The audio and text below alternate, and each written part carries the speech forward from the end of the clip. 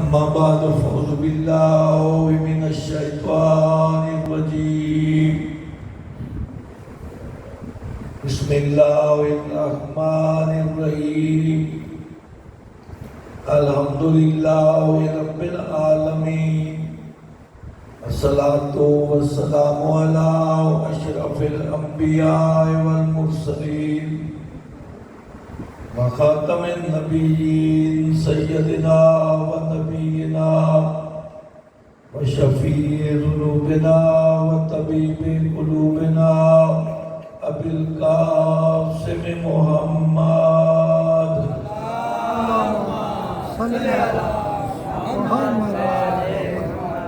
محمد وآل الطيبين الطاهرين الغر الميامين المعصومين من يومنا هذا إلى يوم الدين ولعنة الله على أعدائهم أجمعين. أما بعد فقد قال الله سبحانه وتعالى في كلام المجيد وفرقان الحميد وقوله الحق وأصدق الصادقين. بسم الله الرحمن الرحيم قل إن كنتم تحبون الله فاتبعوني يحببكم الله ويغفر لكم ذنوبكم والله غفور رحيم. صلوات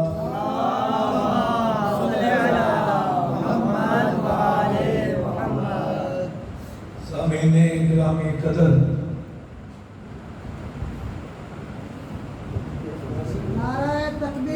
اللہ اکبر، نعرہ رسالت یا رسول اللہ، نعرہ حیدری یا علی۔ میرے نہایت ہی بات بولے احترام سادات عظام مومنین احترام، ماشاءاللہ جی ماشاءاللہ۔ خداوند کریم و رحیم آپ کی یہ عزاداری اپنی بارگاہ میں قبول و منظور فرمائے۔ الہی آمین۔ نہایت خلوص کے ساتھ آپ عزاداری امام حسین علیہ السلام منا رہے ہیں، خالق کی سعی و کوشش کو قبول و منظور فرمائے۔ الہی آمین۔ گرد و نواز سے آنے والے مومنین اور مومنات جو بھی خواہشات دل میں دعائیں لے کے آتے ہیں، مولا کائنات ان دعاؤں کو مستجاب فرمائے۔ الہی آمین۔ مجلس رضا ہونی ایسی چاہیے جس میں اللہ کے کلام کو سرنامہ قرار دیا جائے، ماشاءاللہ جی ماشاءاللہ۔ اللہ کے پیغام کو لوگوں تک پہنچانے کا اس مجلس میں اہتمام کیا جائے، کیونکہ مولا حسین نے قربانی کا اتنا بڑا قدم کیوں اٹھایا؟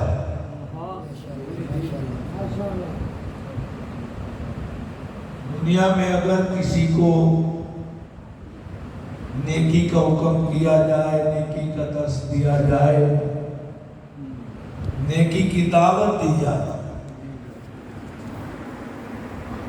تو فوراً وہ بندہ اس دعوت دینے والے سے ایک سوال طلب کرتا ہے، جواب مانگتا ہے کہ نیکی کے بدلے میں مجھے کیا ملے گا؟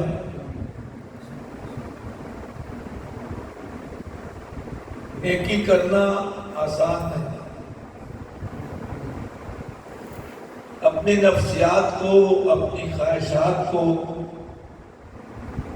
پہلے ختم کرنا پڑتا ہے، پھر نیکی کی طرف انسان بڑھتا ہے۔ اس کی مثال دوں، سردیوں کا جاڑے کا موسم ہو، فجر کی نماز ہو، بستر گرم ہو، بندے کی خواہش یہ ہوتی ہے کہ میں جتنی دیر سو سکوں سو لوں، ادھر عقیدہ اور فریضہ کیا کہتا ہے؟ چھوڑو اس گرم بستر کو، اٹھو خداوند کریم کی بارگاہ میں اپنی جبین نیاز جھکاؤ۔ نعرہ تکبیر، اللہ اکبر، نعرہ رسالت، یا رسول اللہ۔ نعرہ حیدری۔ تو آپ کی نفسیات اور خواہشات اس وقت کیا چاہ رہی ہیں کہ میں بستر میں سویا رہوں، اور فریضے کی ادائیگی کیا کہہ رہی ہے، اس کا تقاضا کیا ہے؟ بے شک سردی لگتی ہے تو لگے، لیکن اس خدا کی بندگی کا حق تو ادا ہو سکے۔ ایسے ہی ہے نا میری بات؟ تو نیکی مشکل سے کرنی پڑتی، مشکل برداشت کرنی پڑتی ہے، خواہشات کو مارنا پڑتا ہے۔ اور گرمی کے روزے ہوں، سارا دن بندہ روزے سے ہے، پیاس کی شدت ہے، خواہش ہے کہ میں ٹھنڈا شربت پیوں، خواہش ہے میں ٹھنڈا پانی پیوں، لیکن فریضہ کیا کہتا ہے؟ اگر 5 گھنٹے رکھ لیا ہے تو 4-5 گھنٹے اور صبر کر تاکہ تیری عبادت مکمل ہو جائے، تیری بندگی مکمل ہو جائے۔ میں نے ایک کتاب میں پڑھا کہ سرد ملک کا یہ واقعہ ہے۔ ایک شخص اپنے مکان کی دوسری منزل پہ بیٹھا ہے، فجر کے وقت شدید سردی ہے۔ ایک مسلمان آیا، جمے ہوئے پانی سے برف کو اپنے ہاتھوں سے اٹھایا۔ وہ بندہ مشاہدہ کر رہا ہے، دیکھ رہا ہے، ماشاءاللہ جی، وہ سردی سے ٹھٹر رہا ہے ہیٹر ہونے کے باوجود، لیکن اپنی کھڑکی سے یہ منظر دیکھ رہا ہے، ایک ٹھٹرتا ہوا انسان برف کی تہ ہٹا کے کچھ عمل اس کے سامنے کر رہا ہے جسے وہ نہیں سمجھتا کہ کیا کر رہا ہے، کیونکہ وہ اس عقیدے کا ماننے والا نہیں تھا۔ اس بندے نے ہاتھ بھی دھوئے، منہ بھی دھویا،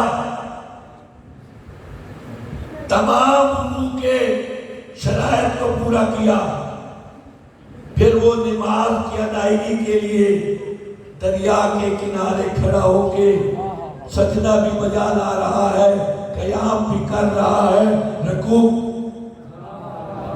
بندہ حیران ہو گیا۔ اب میں یہاں انگلش کا لفظ لگانے کے علاوہ میرے پاس کوئی آپشن نہیں کہ یہ کون سی پریکٹس ہے جو یہ بندہ ادا کر رہا ہے۔ اس سے پوچھوں تو صحیح کہ اتنی سردی میں یہ کام کرنے کی ضرورت کیوں پڑی؟ اپنے محل سے اترا، بندے سے سوال کیا کہ کیوں یہ سب کچھ کیا؟ کہتا میں اس معبود کے ماننے والا ہوں جس کے سامنے ایک دن مجھے پیش ہو۔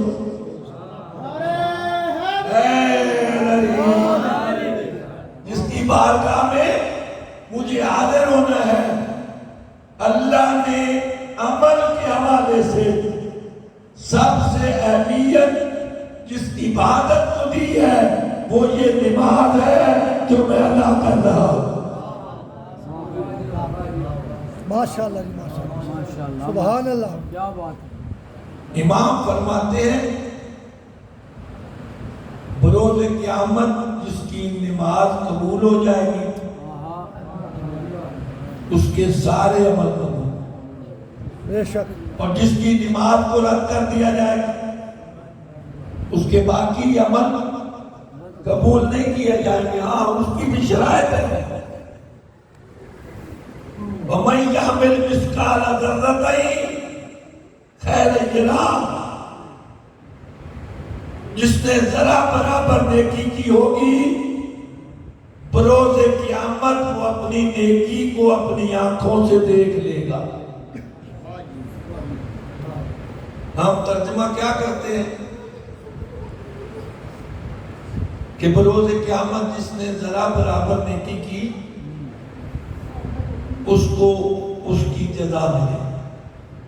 عرف عام میں یہی ترجمہ ہے نا، وَمَنْ يَعْمَلْ مِثْقَالَ ذَرَّةٍ شَرًّا يَرَهُ،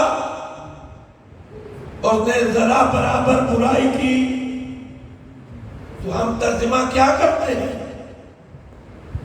کہ وہ اس برائی کی سزا پائے گا۔ یہاں نہ سزا کا ذکر ہے نہ جزا کا ذکر ہے، ذرا برابر نیکی کی اسے بھی دیکھ لے گا، ذرا برابر برائی کی اسی بھی کو دیکھ لے گا۔ اللہ دو فرشتوں کو یہاں پہ بٹھا کے ثبوت مہیا کر رہا ہے کہ یہ لکھ رہے ہیں تیرے عمل کو، اور اسی عمل کو قیامت کے دن تیرے سامنے رکھ دیا جائے گا۔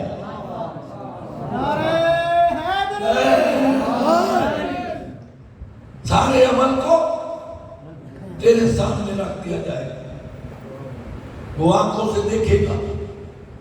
حدیث پیغمبر ہے جس کی نیکیاں بڑھ جائیں گی اس کے چہرے پہ وہ خوشی آئے گی کہ دوسرے لوگ دیکھ کے کہیں گے کہ یہ واقعی اللہ کی بارگاہ میں نجات یافتہ ہو گیا، اس نے نجات پائی،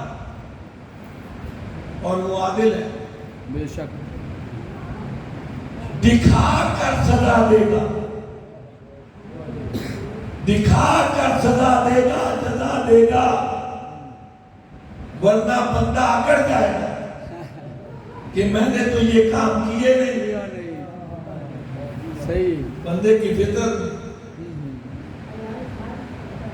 ہاں موقع سے اگر پکڑا جائے گناہ کرتے ہوئے، جرم کرتے ہوئے، تو تھوڑے سے لمحے کے لیے وہ تسلیم کرتا ہے کہ مجھ سے یہ جرم سرزد ہوا، لیکن جب وہ چھوٹ جاتا ہے پھر اس جرم کے چھپانے کے لیے مختلف طریقے استعمال کرتا ہے۔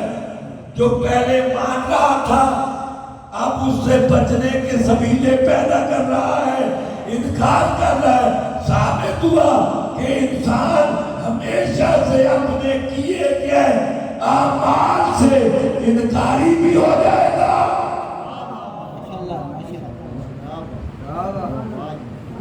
اللہ بندے سے بھی منوا سکتا، کون ہے جو اللہ کے سامنے اکڑ جائے؟ کون ہے جو اللہ کی بات نہ مانے؟ اللہ جس کو چاہے سزا دے، جس کو چاہے جزا دے، لیکن وہ انسان کو دکھاتا ہے کہ میرے عادل ہونے پہ یقین کر، کہ میں کسی کو اس لیے سزا نہیں دے رہا کہ میری اس سے ذاتی دشمنی ہے، کسی کو جنت اس لیے نہیں پہنچا رہا کہ میری ذاتی پسند ہے۔ اپنے عمل کو دیکھتا جا، اگر اعمال جنت کے قابل ہیں پھر میں تجھے جنت بھیجوں گا، اگر جہنم کے قابل ہے پھر تو آج بچ نہیں سکتا، پھر تو آج بچ نہیں سکتا۔ دعا مانگا کرو میرے دوستوں، میرے بھائیوں، میرے بچوں، کہ اللہ بروز قیامت آپ کے اعمال کا پرچہ آپ کے دائیں ہاتھ میں، سبحان اللہ، ماشاءاللہ، اور استغفار کیا کر، خدا سے معافی مانگی کر کہ بروز قیامت ایسا نہ ہو کہ اللہ میرے نامہ اعمال کو میرے بائیں ہاتھ میں، حدیث پیغمبر خدا ہے، بے شک جو نجات یافتہ لوگ ہوں گے ان کا نامہ اعمال ان کے سیدھے ہاتھوں میں ہوگا، اور جن کے اعمال خدا نہ خواستہ دعا مانگی کرو کہ اللہ کسی معصیت میں ڈالے نہ، کسی گناہ کا ارتکاب ہی نہ ہو، تاکہ بارگاہ رب العزت میں شرمندگی نہ اٹھانی پڑے۔ میرے دوستو، میرے بھائیوں، ایک اپیل کرتا ہوں، ہم سب نے مولا علی کے سامنے جانا ہے، رسول خدا کے سامنے جانا ہے، وہاں سر جھکنا ہے کہ نہیں؟ وہ سر ادب سے جھکنا چاہیے، شرم سے نہیں جھکنا۔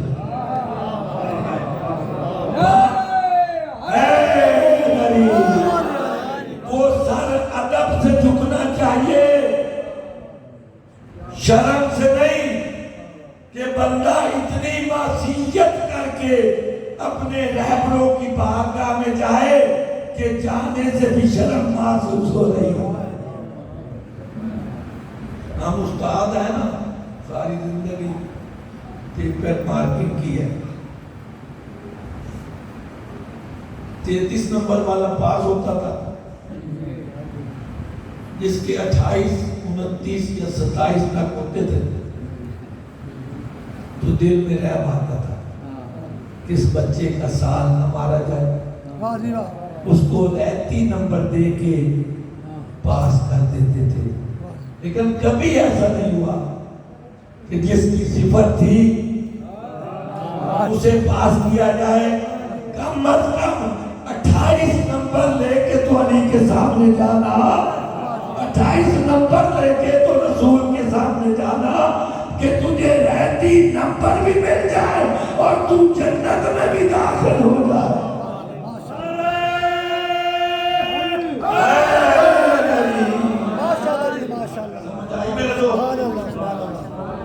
قبلہ آپ سلامت رہیں، آپ کی دعاؤں کا موقع ہے، اور یقین جانے میں یہاں پہ یہ سوچ کے کبھی نہیں آیا کہ آج یہ پڑھنا، بس جدھر مولا کا حکم ہوتا ہے، جدھر خدا کی منشا ہوتی ہے، بات ادھر ہی نکل جاتی ہے۔ بے شک جی، بے شک۔ دانے ہاتھ میں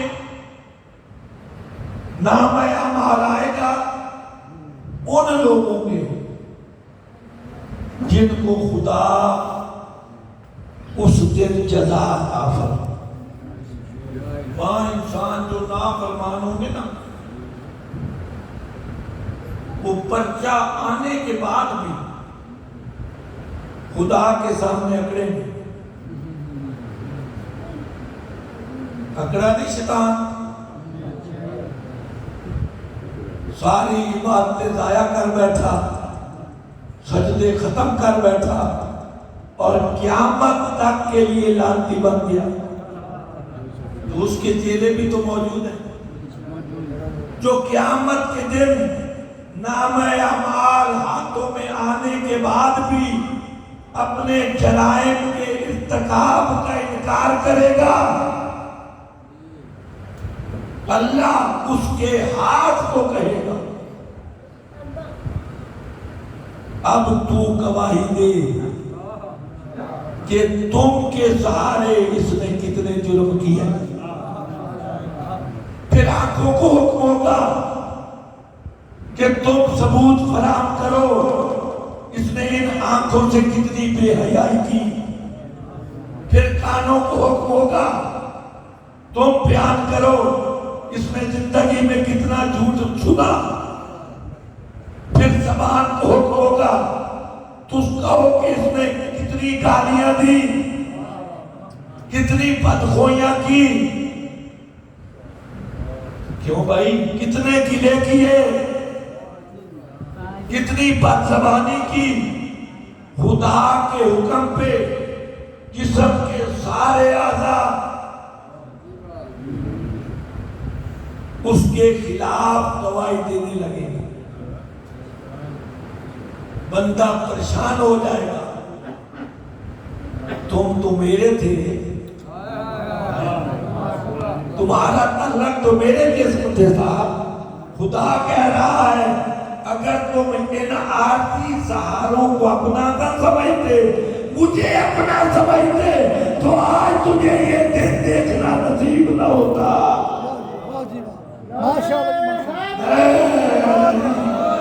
آج تجھے یہ دن دیکھنا نصیب نہ ہوتا. پھر سرنامہ سواروں کے ہاتھ میں سرنامہ کردار ہوگا اور اٹھتے بیٹھتے جنت کے دروازے پر پہنچے, تمام مراحل کو طے کریں گے. جو میں بات کہنا چاہ رہا تھا, فرشتوں کو مجبور کریں گے. ہم نیکیوں کا انبار لے کے آئے ہیں, نمازیں لاتعداد لے کے آئے ہیں, روزے گنے نہیں جاتے. ہمارا حساب جلدی کرو. فرشتے خدا سے پوچھیں گے کہ اب ان کو کیا جواب دیں. کہتے ہیں جواب دینے کی ضرورت نہیں, ان کے نامہ اعمال کو پڑھنے کی ضرورت نہیں, دیکھنے کی ضرورت نہیں. سرنامے پہ دیکھو, اگر علی کی محبت موجود ہے تو عمل کو قبول کرتے جاؤ. اگر علی سے منافقت ہے تو جتنے بھی اعمال ہیں, اعمال کے ساتھ ان کا ٹھکانہ ہمیشہ کے لیے جہنم بنا دو.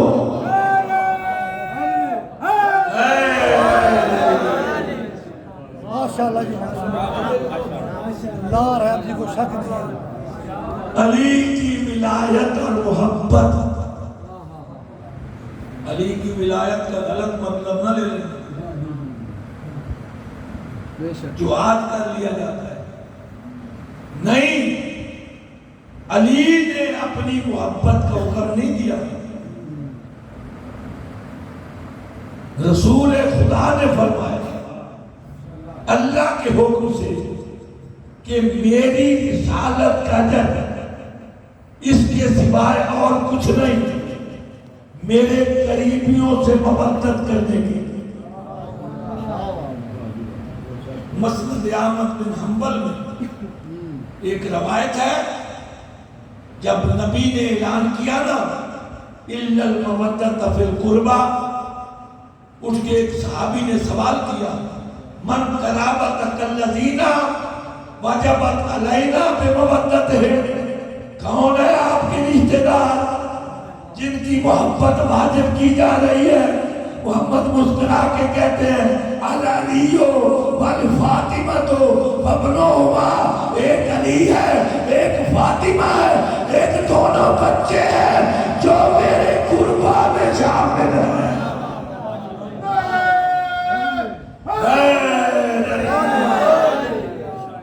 سمجھ آئی میری بات؟ گواہی دیں گے, گواہی دیں گے اعضاء و جوارح انسان کے خلاف سند کے طور پہ پیش کی. تو میں کیا کہہ رہا تھا, وہ محل سے نیچے اترا, کہاں سے بات چلی کہاں تک پہنچی. کہتا ہے یہ عبادت کرنے کی ضرورت کیا ہے, وہ عبادت اسے سمجھتے نہیں تھا. یہ پریکٹس کرنے کی ضرورت کیا ہے. کہتا ہے جس خالق نے پیدا کیا پھر رزق دیا پھر نعمات سے نوازا, ایک دن اس کی بارگاہ میں تو جانا ہے. یہ اس کے لیے عبادت ہے کہ میں بندگی کا حق ادا کر کے اس کی بارگاہ میں جاؤں. اس بندے نے کہا پھر مجھے بھی کلمہ پڑھا. میں نے دیکھ لیا کہ تیرا خالق کوئی اتنا عظیم ہے جو ظاہرت تیرے سامنے بھی نہیں, تجھے نظر بھی نہیں آتا, تو پھر بھی اس کا حیا کرتا ہے, اور اتنی سختی میں نماز ادا کر کے اس کی ربوبیت کا اقرار کر رہا ہے، پھر اس عظیم خدا کے بارے میں مجھے بھی بتا اور اپنا دین بھی سکھا۔ سبحان اللہ، ماشاءاللہ۔ یعنی اس انسان کے کردار کی وجہ سے، ایک نماز کی ادائیگی کی وجہ سے ایک انسان کی زندگی سنور گئی۔ اس سے بڑا اور کیا انعام ہے؟ میں نے کہا تھا نا کہ نیکی سے بات چلی تھی کہ جب بندے کو نیکی کا حکم دیا جائے تو وہ سوال کرتا ہے کہ میں نیکی یہ کیوں کروں، اس کی کیا جزا ملے گی؟ تو سوال کرنے والا، بتانے والا یہی جواب دے کہ اللہ ایک دن تجھے جنت میں پاؤں۔ تو اس سے ظاہر کیا ہوا شاید جو بندہ بھی کوئی نہ کوئی نیکی کر رہا ہے تو اس کا ٹارگٹ کیا ہے، اس کا مقصد کیا ہے کہ میں بالآخر جنت میں پہنچ جاؤں۔ کبھی بھی یہ خیال لے کے عبادت نہ کرے، پھر یہ لالچ پر مبنی عبادت ہے کہ اللہ عبادت کے بدلے میں مجھے جنت میں پہنچا دے۔ ہم تو اس امام کو مانتے ہیں جو اعلان کرتے ہوئے نظر آتے ہیں، میرے اللہ میں تیری عبادت اس لیے نہیں کرتا کہ مجھے جنت کی غرض ہے، پھر یہ تاجروں والی بات، تیری عبادت اس لیے نہیں کرتا کہ مجھے جہنم کا خوف ہے، پھر یہ بزدلوں والی عبادت ہے۔ میں تیری عبادت اس لیے کرتا ہوں کہ تو واقعتاً عبادت کے لائق ہے۔ سبحان اللہ، سبحان اللہ، ماشاءاللہ، ماشاءاللہ۔ تو واقعتاً عبادت کے لائق ہے۔ لائق ہے، کسی لالچ کے تحت عبادت نہ کرو، کسی خوف سے عبادت نہ کرو، اس کی حقانیت کو مانتے ہوئے عبادت کرو گے تو اس دنیا میں بھی اللہ تجھے بخت لگائے گا اور اگلی دنیا میں بھی اللہ تجھے بخت کے ساتھ اٹھائے گا۔ ٹھیک ہے دوست، مولا علی علیہ السلام سے ایک بندے نے سوال کیا اور مولا علی علیہ السلام کو ایسے بندے میسر تھے سوال کرنے کے۔ کتنی بدبختی اس بندے کو، کتنی کم ظرفی اس بندے کو۔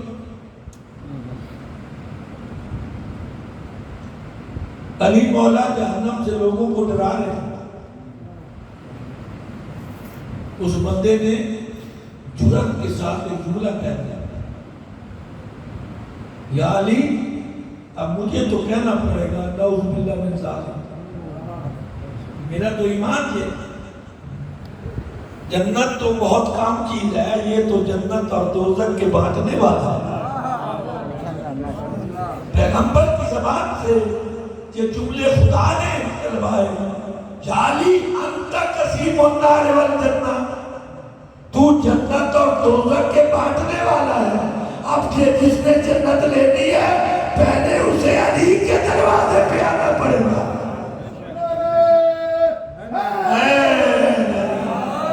پہلے اسے علی کے دروازے پہ آنا پڑے گا۔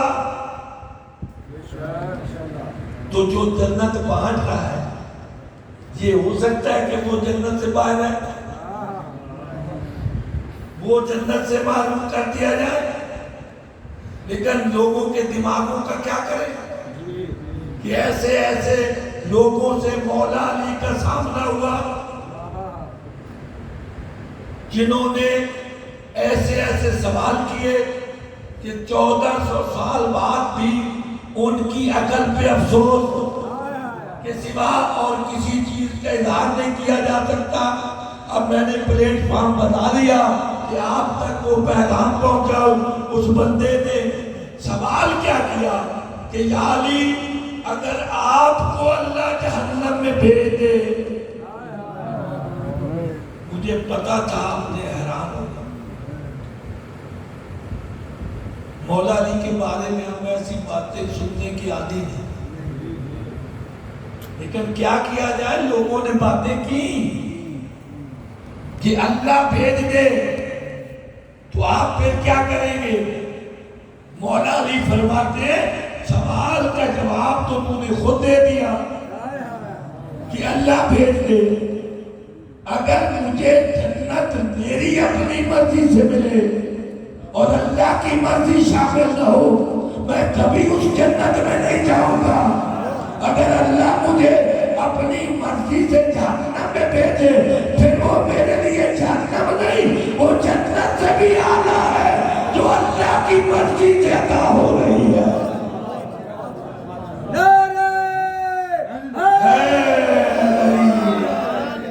میری کوئی ترجیح نہیں.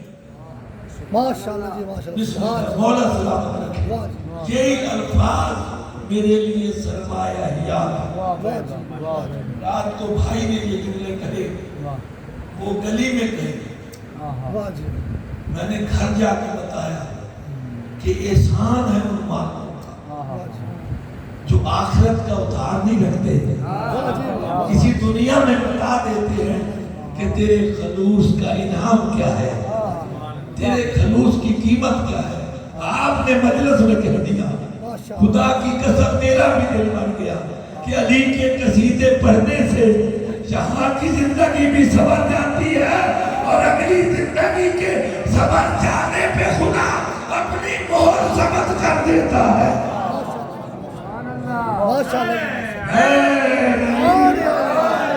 مولا سلامت، مولا سلامت. ہر بندے کی نیکی کی غرض کہ میں ایک نہ ایک جنت میں پہنچ جاؤں. ایک نہ ایک 6 سال عمر ہے امام حسن کی،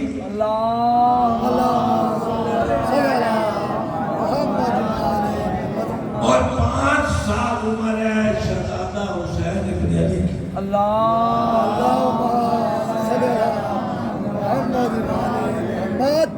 6 سال کے کون ہیں؟ امام حسن. اور 5 سال کے امام حسین. معصوم ہونے کے حوالے سے ذرا سی بات کو درگزر کریں. ایک عام انسان سے نسبت دیں، معصوم سے دیں. ہمارے اوپر عبادات 7 سال کے بعد 7 سال والدین کو فرض ہو جاتا ہے. اگر بیٹی ہے تو اسے بھی دین سکھاؤ، اگر بیٹا ہے تو اسے بھی دین سکھاؤ. سمجھ آ گئی؟ 7 سال تک ہم پابند نہیں ہیں کہ وہ عمل کرے جس کا خدا نے حکم دیا. نہیں سمجھ آئی؟ پھر سمجھا دیں. 7 سال سے والدین کے لیے حکم کہ بچے کو نماز پڑھنا سکھائے، بچے کو روزے کی دعوت دے، بچے کو سچ بولنے کی تلقین کرے. والدین کا فریضہ فقط یہ نہیں کہ اچھا کھانا دے دے، اچھا سکول دے دے، اچھا لباس دے دے. والدین سے پوچھا جائے گا جب بچوں کو میں نے تیری پرورش میں دیا، تیری تربیت میں دیا، تو دین کے حوالے سے ان کی کتنی فکر کی، انہیں کیا سکھایا؟ نہیں بھائی، کھانا دینا تو خدا کی طرف سے توفیق، تو کھانا تو اس کا دے رہا ہے. سرمایہ تو وہ لٹا رہا ہے جو اللہ نے دیا ہے. اب تیرا فریضہ کیا ہے؟ تیرا مطمع نظر یہ ہونا چاہیے کہ میں معاشرے کو ایسا انسان دے جاؤں جسے دنیا اسے بھی سلام کرے, دعا کرے, اور ساتھ میری بھی پہچان ہو جائے. کوئی اچھا باپ تھا جس نے اتنا اچھا بیٹا ترکے میں چھوڑا ہے. ماشاء اللہ جی ماشاء اللہ. سبحان اللہ. میرے دوستو, سبحان اللہ. بچے ماں باپ اور گھر کی پہچان ہوتا ہے. بے شک. ہم حسن اور حسین ابن علی کی علیہ السلام کی تعریف اس لیے کرتے ہیں کہ لوگوں کو پتا چلے کہ یہ بچے کن سے تربیت حاصل کر رہے تھے. تربیت دینے والا رسول تھا, تربیت دینے والا علی تھا, تربیت دینے والی فاطمہ تھی. تب تو کوہرنا یا پیدا ہوئے, ایک حسن کی شکل میں, ایک حسین ابن علی کی شکل میں.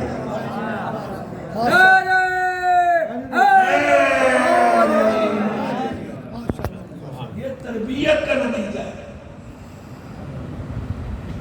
قرآن کا نزول ہوتا ہے, امام حسن قرآن کے نزول کو اپنے کانوں سے سنتے ہیں.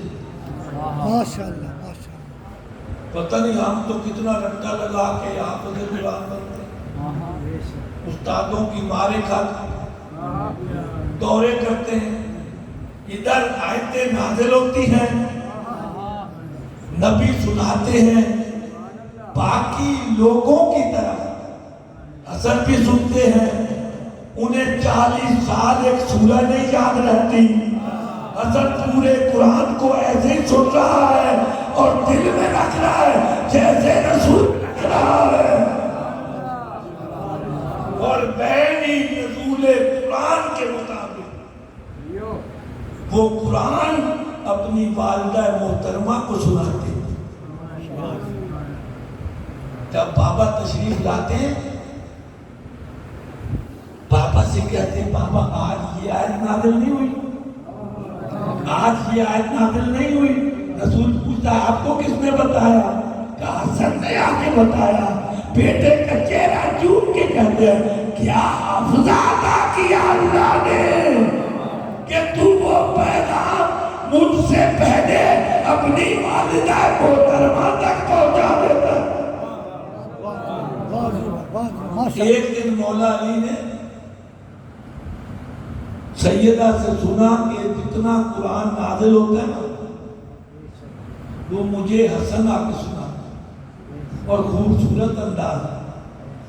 ایک باپ ہونے کے ناطے سے مولا علی کو فخر تو ہوا ہوگا کہ اللہ نے مجھے کتنا اچھا بیٹا عطا فرمایا, میری دستار کا مالک کتنا اچھا ہے, کتنی زرخیز زمین کا مالک ہے کہ جو ایک بار سنے وہ قیامت تک یاد ہو جائے. کتنا صحیح بیٹا تھا مولا علی کا. مولا علی کے دل میں بھی شوق پیدا کہ میں بھی بیٹے کی زبان سے قرآن سنوں. سیدہ سے فرمایا جب حسن آئے نا مجھے بتا دے,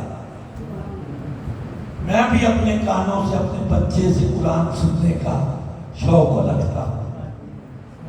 ادھر حسن تشریف لائے, مولا چھپ گئے. آج حسن کی زبان میں وہ روحانی نہیں, زبان لڑکھڑا رہی ہے. ماں پوچھتی ہے بیٹا آج زبان لڑکھڑا کیوں رہی ہے؟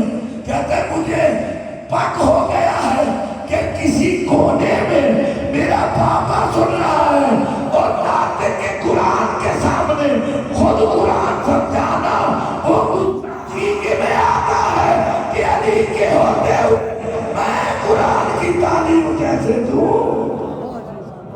سبحان اللہ. باقی میرے دوستو آپ کے اشاروں سے سمجھ آ گئی کہ میں کچھ زیادہ پڑھ گیا.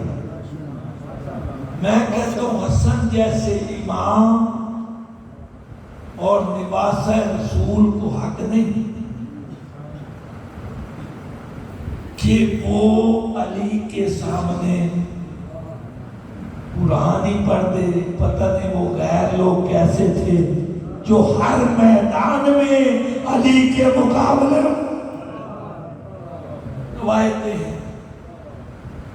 دعا کرتا ہوں ہر بندے کو مولا صحیح معنوں میں علی کے سمجھنے کی توفیق عطا فرمائے. الہی آمین.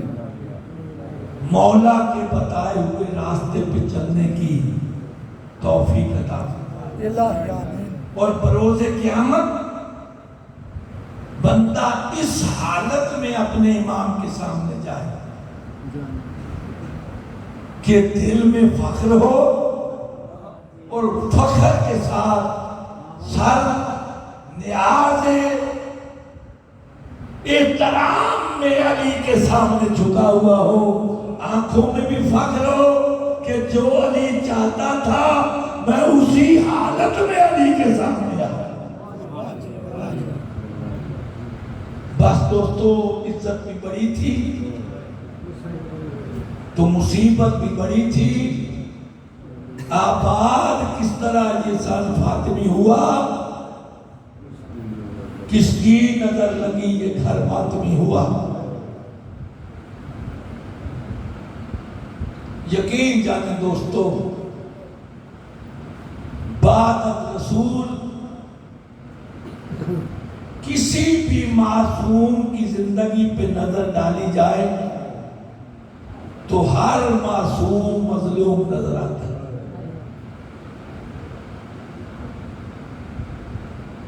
میں کہتا ہوں جناب سیدہ سے لے کر امام حسن عسکری تک کوئی بھی اپنی طبعی موت کی وجہ سے بارگاہ رب العزت میں حاضر نہیں ہوا. کسی کے دروازے پہ آگ جلا کے دروازہ توڑ کے زخمی کر کے اس دنیا سے اس دنیا میں منتقل کیا. کسی کو زہر دے کے کسی کو ذبح کر. لیکن کسی معصوم کی زبان سے ان جملوں کی